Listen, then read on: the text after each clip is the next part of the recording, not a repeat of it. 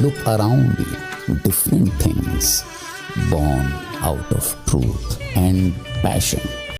Business software, it's our craft, our identity. Thoughtfully engineered, passionately designed to help you transform your business.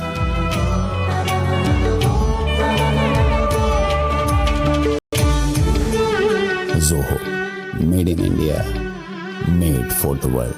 Second day of the US government shutdown, and there seems to be no end in sight, with the blame game continuing between the ruling Republicans and the Democrats. No side seems to be willing to compromise, and this is clearly not good news for Americans as well as those who are planning to visit the United States of America.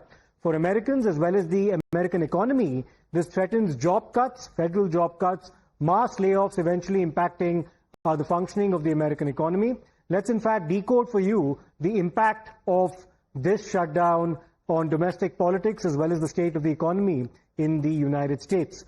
Job cuts are expected to begin, and there are mass layoffs that could be likely. That's one problem that's forthcoming. Stressful time for several workers. 13,227 ATCs will continue to work, but without any pay. There's also going to be impact on the travel economy, where there's an estimated loss of almost $1 billion per week. That's likely. This is according to the American Travel Association. This is also a very taxing time for tourists in the United States. Popular tourist spots could possibly get shut down as well. That's what some people are forecasting. H-1B visas continue to take a hit. There could possibly be a pause in terms of processing of visas, because remember, it's federal workers who will be hit most hard as a result of this shutdown. Let me go across to my colleague Srinjoy Chaudhary, who will take us through what's been happening in the United States. These are very polarized times indeed, Srinjoy, as far as American politics is concerned, and we're seeing that divide between the Republicans and the Democrats only grow with the shutdown now. This is a 50-50 country, the United States. But if you look at the shutdown, the Republicans have a majority, a slim majority, in both the Senate and the House of Representatives. So if the Senate and the House of Representatives, which is the Congress together, is not agreeing with the financial policies of the president, what does it mean? It means there are one or two Republicans in the Senate and a handful in the House of Representatives who don't agree with the president. It's not only Republican versus Democrat in a 50-50 country. It's clearly some Republicans in the Congress, in both houses, who don't agree with the president. It's as simple as that. Now, how do you put the toothpaste back into the tube? The one way is to call up and speak to all these Republicans, if nothing else, and say, look, support me this time, and also reach out to a few Democrats. Now, is this what President Trump usually does? Unusually, he doesn't. This is what other presidents have done in the past. Yes. Because there have been problems like this earlier. Correct. And that was when other presidents reached out to the congressmen and the senators and said, can you do this for me? I will do something for you in the future. And Donald Trump is not one of those presidents who's had any reputation of being a consensus builder, so the divide is only likely to grow. Please stay with us, Srinjoy, because we'll try to get our viewers a perspective on the implications of this as far as travel to the United States is concerned. This is a cause for concern for several passengers. Air passengers should be able to continue with their flights, but they should also be ready for long queues, longer wait times, and the possibility of missing connecting flights.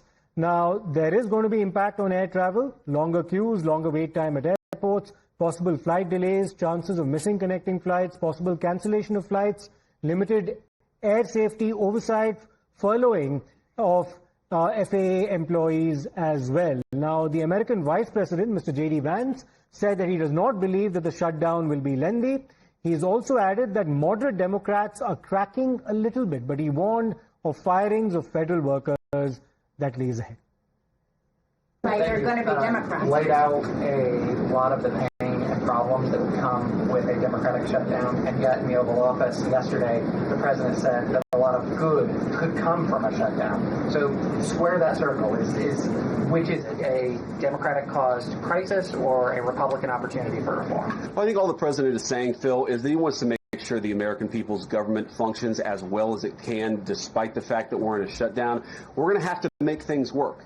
And that means that we're going to have to triage some certain things. That means certain people are going to have to get laid off. And we're going to try to make sure that the American people suffer as little as possible from this shutdown. That's what the president is saying, is that, yes, this is a bad thing. Obviously, the president is trying to reopen the government, but we're going to make things work as well as we possibly can, given the constraints that we have. And then on those policy differences, as you sort of crack the door open to negotiation at a later date, would the party that ran on defunding Obamacare really negotiate about potentially expanding Obamacare? Well, Phil, what we've said to the Democrats is that we're willing to have a conversation about how to ensure that Americans continue to have access to health care, and frankly, they should have access to better health care at a lower cost. We inherited a mess of a health care system from the Biden administration. It's why the president has worked so hard on the most favored nation status for prescription drugs. It's why we care so much about lowering the cost of prescriptions and why we're doing everything else. We're willing to have that conversation, but I think it's important to bracket the health care policy conversation because it's separate from the government shutdown. We think that we can open the government and then have the conversation about what best health care policy to fit the needs of the American people. That's all we're trying to do. That's all we're trying to accomplish. We've got to... Well, let's once again take you through the impact of this shutdown as far as job losses and the state of the economy in the United States is concerned. Mass layoffs are likely over the next 2 days is what people are estimating. 13,227 ATCs will continue working, but without any pay. There's also going to be impact on the travel economy, an estimated loss of $1 billion per week, according to the American Travel Association. It's also a taxing time for tourists. Popular tourist spots could, in fact, get shut. And as far as H-1B visas go, well, there could be the possibility of a pause in the processing of these visas because it's federal workers who are most affected. We'll slip into a short break. We'll come back with more on the other side.